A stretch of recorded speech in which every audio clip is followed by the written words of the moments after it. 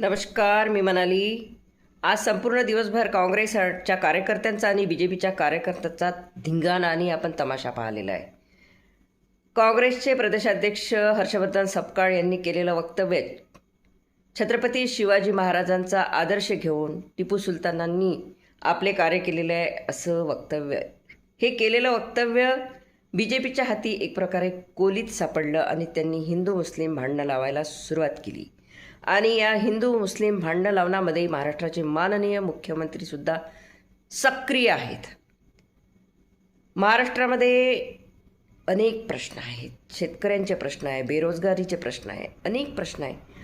खरं तर या प्रश्नांना बगल देण्यासाठीच ह्या हरामखोरांना हिंदू मुस्लिम भांडणं करायचे आहे आणि मूळ प्रश्न बाजूला ठेवायचे आहे. आणि हर्षवर्धन सपकाळांचं वक्तव्य हे त्यांना एक प्रकारे कोलीत हाती सापडलं आणि हिंदू मुस्लिम भांडणे लावायला सुरुवात केली. हे सर्वांनी लक्षात घ्यावे. धन्यवाद.